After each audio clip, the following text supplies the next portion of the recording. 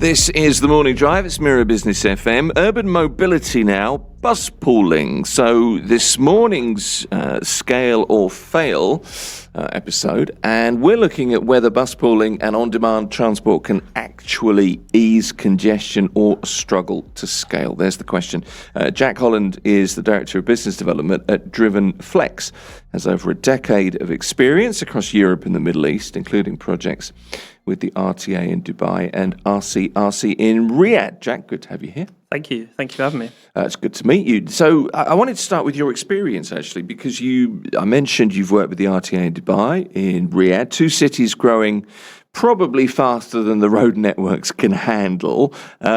We've seen Salit gates expand, parking fees are up, of course, but traffic remains. Is the private car officially failing to scale in the GCC, first of all? The private car? The private car, yeah. I think the nature of transport in the Middle East is car is king, and I think it will continue to be so. I think the other modes are more complementary in many ways. What we can try to do is slow the scale. I think that's the key thing, is to make sure the next 20 years don't go as fast as the past 20 years for the car. Sure. And, since maybe, 10, 15 years ago, mobility has gone from your traditional bus, train, tram, and they're always going to be the core. They're going to be your core network, your Etihad Rail, your bus networks, your metro. But the new driver is, how do you get people onto that? If people don't have a way of easily accessing these core hubs, then the car is going to continue to be successful. Sure. So it's about finding a blend of new transport modes to help people get to these sort of key transport hubs, and that's the key for new mobility. It's the first last mile. It's helping people access these interurban or longer distance modes. I launched the very first on-demand bus service in the UK in 2016. That was the first in Europe. And since then, there's been 500 deployments of this type of technology across the world. Maybe more, actually. It's probably 700-800 now. So on-demand buses are, they're really there to encourage people to maybe move away from owning multiple cars as a household, or if you previously maybe needed to get two buses to get to work or to get to where you were going to, the on-demand bus can often get you there quicker, more efficient. So you're able to travel door to door, almost like a taxi or a car. It's density management as well, right? The systems like the one that you're trying to encourage. There are plenty of seats moving across the UAE, across Dubai every morning, right? Loads of them, but they're mostly empty. Yeah, and that's a real issue. So what you have to get across, and I've read that these are your words. This is about re-engineering the morning commute to be as flexible as an Uber, but as efficient as a train. Problem with that is it's not straightforward, because you've got to get us out of our cars. Yeah. Really, or inculcate this kind of attitude that, well, some sort of sharing thing works. Hence, what you're doing, I suppose. Yeah, so it's all about scale. Yeah. And it's all about finding key density hubs of people who will be traveling in similar directions, and then programming the algorithms and the systems to group those people together. Right. So the way that the algorithms work is, there's basically, I say there's a spectrum between time and grouping. So, your taxi in your car is very heavily on the time side, because you're traveling the most direct route. You're using Waze to beat the traffic, okay? Mm-hmm. And then, a bus is potentially on the grouping side. It takes a bit more time, but it groups, 70, 80 people together that are going in the same direction. Now, on demand is anywhere in that spectrum, and you can program it as you need. So, we try to program it so that, it's a lot quicker than, maybe a traditional fixed bus. But it still has an element that it can go off course and pick other people up, but not to the detriment of the first person it picks up. So we what we try to do is say, okay, if it takes 10 minutes A to B in a car, maybe 17 minutes it will take using Driven Flex, and that extra 7 minutes is where the bus will go off course. Maybe let's take JVC. If you're going from maybe JVC to I don't know, Motor City, maybe the bus will pick 3 people up in JVC, adding maybe 5 to 7 minutes extra, and then go direct to Motor City. Whereas maybe traditionally you might have had to get 2 buses, for example, to do that trip. Sure. So you're significantly quicker than the bus. You're not as quick as the car, but it's about finding the right blend. How do you scale it? Realistically, how do you scale it in a city? Well, let's take Dubai as the example. Yeah. That's a challenge, isn't it? Yes. But, there's a huge market of people at the moment who don't have access to a car. Many of them are relying on informal lifts. Some of them may even unlicensed shuttle buses. Sure. And what we want to do is to give people a legal and a safe alternative mode to these trips. And also, some people maybe have to get multiple buses, or some people are maybe struggling to pay for taxis all the time. So what we're looking to be is an alternative to these various different modes that exist at the moment. And in terms of the scale, it's about analysing the data. So now we've got about 6 months worth of data. So we have a good idea of where the core hotspots are, and then we can potentially in future design smaller zones that are more efficient. At the moment, we just cover the whole of South Dubai with one big zone. But maybe in future, maybe let's say 40% of our passengers go from, say, JVC to Marina, JLT, that area. It's probably not quite 40, but that's one of our core corridors. Maybe we program the buses, to only operate in that stretch, and then that helps to group more people together. It helps to make it more efficient and quick. And then maybe, on the outskirts of the city, your town square, maybe your Expo and Evers, we just have like more sporadic buses around there where we have less demand, but we're still giving people a level of service.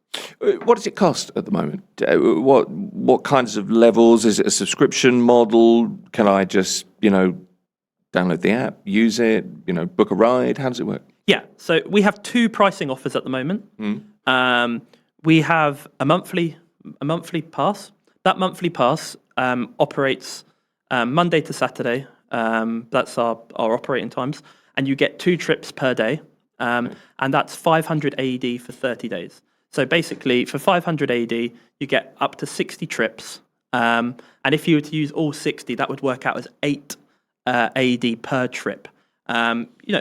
People don't use all 60. Often they use 40, 50, but extremely good value for money if you're a regular user. The second pricing offer is very similar to, a Hala or a Kareem pricing structure. So there's a base fare, and then there's a fare per kilometre and per minute.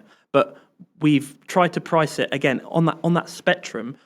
Looking at, okay, well, we're not going to be as efficient as the Kareem. You might get lucky actually and not be shared with anyone. So then it is going to be direct. But most of your trips are probably going to be shared with at least one other person. So what we've done is we've priced it at around 50% the cost of a Hala or Kareem.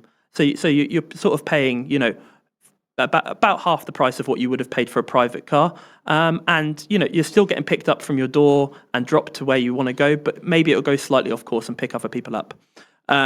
So yeah, they're the 2 different pricing structures we have at the moment. Okay. What's been the biggest challenge from an operational perspective for you in the launch? What's been the biggest hurdle to overcome so far? Yeah, I think the nature of Dubai's traffic flows have been interesting. We struggled to start with some of the estimates that we give to our customers, especially in your peak hours. So we've had to really learn and use different technology like live Google GPS feeds. We've integrated that into the app. Rather than estimates, we've tried to look at live traffic conditions, and we've had to build extra layers into our map. So, in the peak times, what we found was sometimes the estimate was not in line with what the actual traffic conditions were, especially where there was, big construction projects like on Hesse Street and others. It was very hard to predict day to day what the timings would be. So we've added live Google GPS in, and that's really helped, and that's brought the punctuality up to a very high level. And then I guess the other thing is just understanding how people move in the city. You need quite a lot of data, and the only way to get that really is to run the operation. So we've run it for like 6 months now, so we know where our core user group is, where they're traveling to and from. If the vehicle is empty, we now know where to position it so that it's in the most effective position, ready for the next person to make a booking. So yeah, it's been interesting, and Dubai is a great place to sort of challenge and test this technology. Well, it must be, because I noticed the commute to here, for example. I live down at the end of basically on Sakim Street. And with the big development there around Arabian Ranches, it was not easy around the end of last year. Right now, it's a breeze, and particularly, it's a little bit quieter with what's happening in the region, of course, as well. But it strikes me that it would be hard, if I were you, to get really accurate data based on that, because one of the problems with Dubai, and it's a good problem to have, is it changes so quickly. Yeah. And the nature of some of those construction projects and they would just change overnight as well. They do. So you had to be we had to be really flexible, and the key thing for us was not just relying on what the technology was telling us. We're actually speaking to the drivers and speaking to our dispatchers. They're out there every day, and they get a good feel. So they would be able to say, we're really struggling on Hesse Street between 5 p.m. and 7 p.m. And then we could add a few more minutes into the algorithm, for example, just to give it that little bit of buffer. So really listening to the drivers, and the drivers as well are great at telling us when things happen very quick. Like a couple of weeks ago, where there was the bad spout of weather, we could be rapid at saying to customers, okay, actually, we can't access this part of Barsha for the next hour, for example. So we're if you can get to somewhere else, maybe we can pick you up from there. Just continually just monitoring the situation, and our ops team and our drivers are kind of our eyes and ears for that. It's interesting that, because this is you're very much kind of a tech company in lots of ways, aren't you? But there is that real human element here that you have to consider all the time, because you're basically moving people around. Things like your example there of the weather causing a problem, you can't predict where a puddle's going to be, for example. It's not easy. So I suppose there's that aspect as well. So you're not traditionally tech. No. But you're not traditionally a people business. It's an odd mix. Yeah, and I'm quite fortunate that my background has kind of prepared me for this quite a lot, because, I started off running buses, but being a bus depot manager, I've driven buses. Okay. So even though, we are in many ways a tech company, I think that the nature of transport is it's an operations business. Even where there's a lot of tech, it's number one operations. And we're constantly on WhatsApp, speaking to customers, getting a feel for some of the decisions that we make. Are they right? If we've designed the zone in a certain way, do we need to add extra things? If, for example, we have some passengers that go to Motor City, can you recommend us to your colleagues? Because what we really want is that bus being full. And the best way to do that is to speak to the passengers and say, have you got any colleagues who live, near you that travel to the same office? And actually, we can just group you together. Yeah, it makes a lot of sense. What about government backing or, RTA backing? That's critical as well, isn't it? Oh, 100%, yeah. So we work very, very closely with the RTA. This is a Buspooling project. So it's a 2-year sort of innovation trial. And, we're in constant discussions with the RTA about what we're doing and, what support they can give us to assist. And also, to understand where the gaps maybe are in the network that we can help with. So yeah, we're working very closely with the RTA on this, and Driven Flex is just one of the services that we provide for the RTA. We also have a service called Driven Bus, and Driven Bus is more aimed at longer distance trips. So people that maybe live in the north of the city, near the airports or Dira, Riga, and maybe they have to travel the whole length of the city to like Motor City or Sports City or JLT to go to work. We put on semi-flexible routes for them where the bus will be dynamic and pick them up and then go direct across the whole city and drop them to work. And yeah, we are constantly working in partnership with the RTA on this service because there's a lot of competition along these routes and some of them are not licensed. And we are there to try to help some of these unlicensed operators potentially if they want to work with us, and some do. Right. We can then put them on our license and make sure that they're delivering a good level of customer service and the vehicles are all right, and then make it professionalized and run it under a proper license. I mean, it's more than just plugging gaps, isn't it? The RTA. It's my impression that the RTA look at so many different elements of transport, whether it is the metro or the bus system or the water taxi system, for example. There's lots of different ways of getting to places.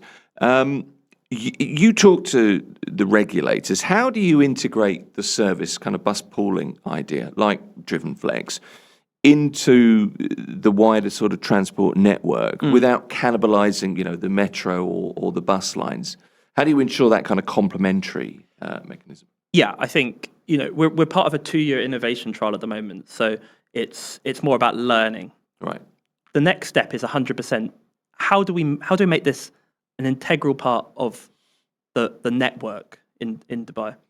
And I think over the next few years, we need to look at where people maybe have less access to transport, and how do we get them onto that core network? And designing really clever zones that if it's from the east to the west, maybe you can travel completely by a flexible bus. But if you're going north to south, maybe you can only get dropped off on the metro, and then there's like almost like an integrated ticket potentially, so that you're not being charged twice. Yeah. So it's then about making it. We're in the learning phase at the moment, but I think the next steps will be how do we integrate this, make it really clear that bus pooling, bus on demand, all of these elements are part of the RTA network, and BA network, and maybe you could use a DARB card, for example, because we don't accept DARB card at the moment. Okay. But that looks like a next step that seems to make sense. DARB cards or no cards, or you can see a point where I'm still in my Riyadh. You are in a Riyadh phase. No, that's right. But I mean, that's an interesting point, and that's a point at which you become an even more viable option, just because we all love convenience, don't we? Yeah, and actually, I think the reason I said DARB was subconsciously because when I was working in Riyadh, we didn't have our own app. We only had the RTA, not the RTA, the RCRC app, the DARB app, and we're getting lost in the acronyms here, aren't we? But yeah, in Riyadh, you drop a pin of where you are, drop a pin of where you want to go, and you'll be given a list of different options and different blends of transport, and you just buy it with one ticket. Yeah.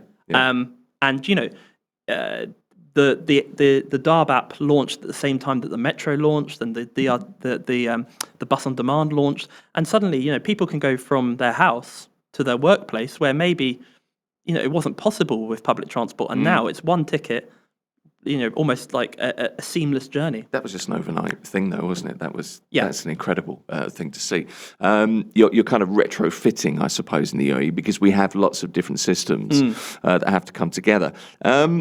It's hard for on-demand transport startups to reach profitability. Yes, I would guess. Is the Middle East, with our kind of mega project mentality, if you like, is it a better environment for you to be able to reach scale? Yes.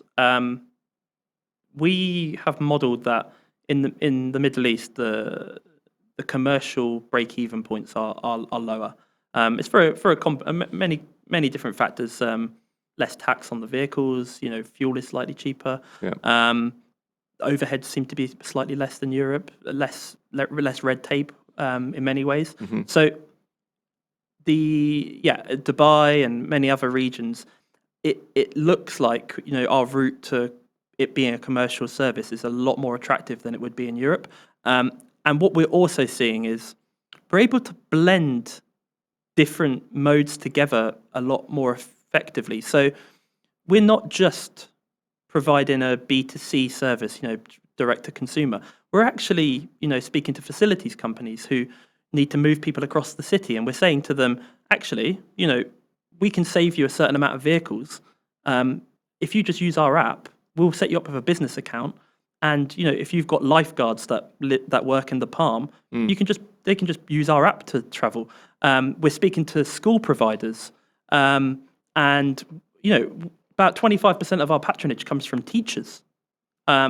We've got a high level of teachers who don't need to buy a car now or don't need to share a lift with someone. They can now, book a transport on demand if they've got extracurricular activities that they need to manage after school. No longer are they relying on taxis. Maybe they rely on a car lift and that person goes home early and then suddenly they need to pay for a taxi. Now they've got the freedom to book where they want. So we're seeing a huge blend of different people actually use the service. Do you think we're nearer that we just don't need a car? How far away are we? Because I'm actually sitting here feeling a bit guilty because I drive everywhere. I don't, I'm terrible with public transport, if I'm honest. But that's just habit. Yeah. It's a bit simpler. How much, I mean, it could be age as well. I'd have to be honest there, mentality, I suppose. But how close are we to a society here where people would consider public transport ahead of buying a car? Yeah. I think at the moment, if you research and investigate all the different types of modes that are available, you don't need a car. But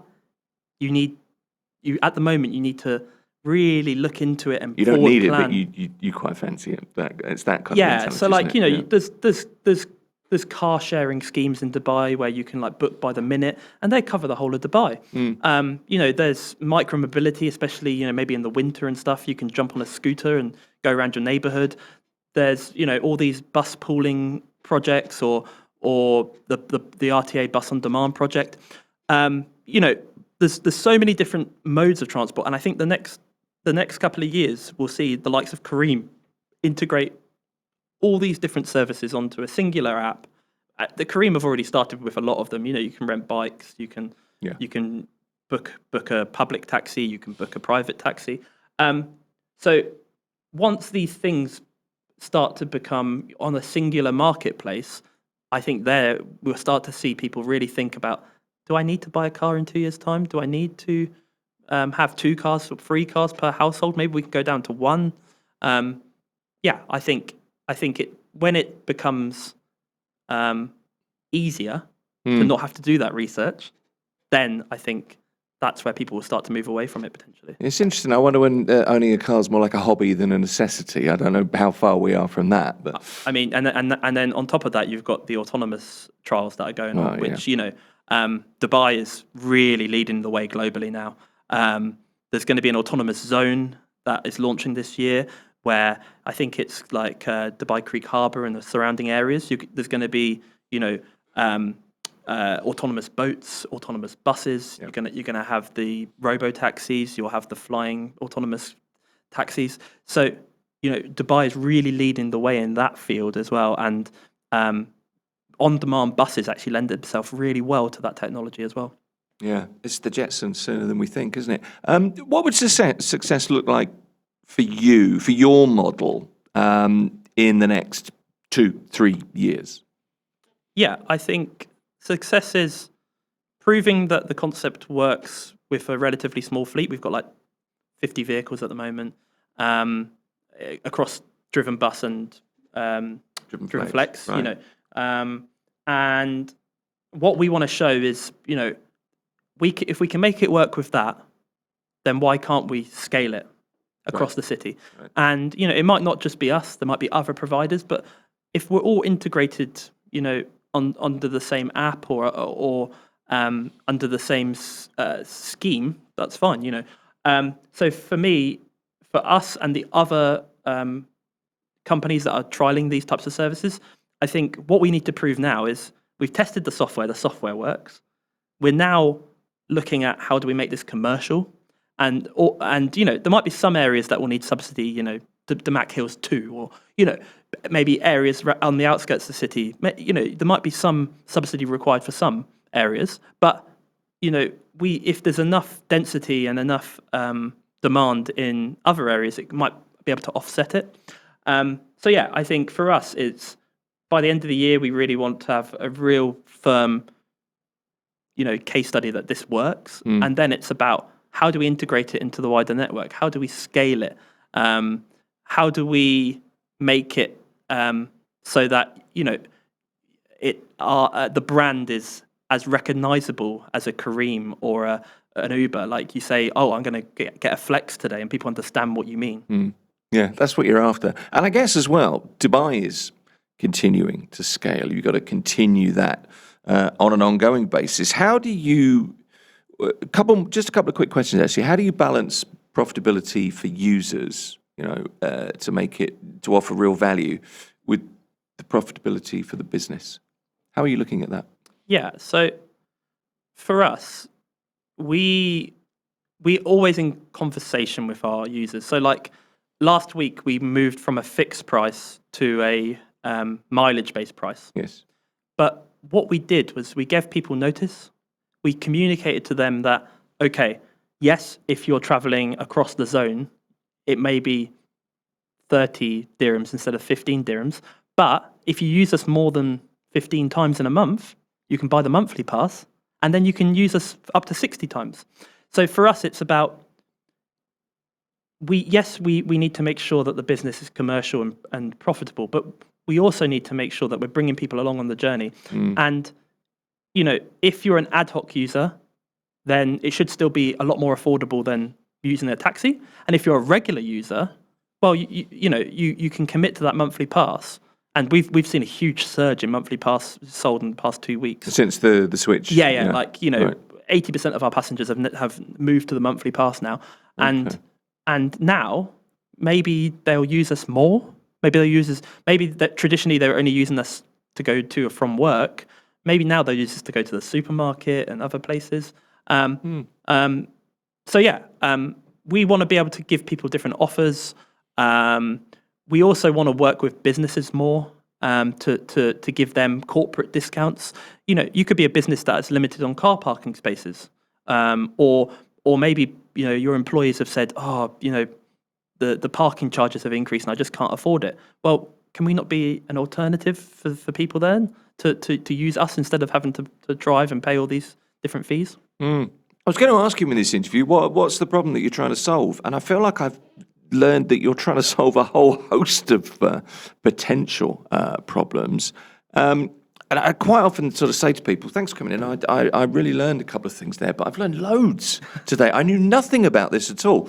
And it's interesting because there is so much to learn, and because we're in such a dynamic region where so much is going on, it's a continual process. So I guess for you, that must be how you feel.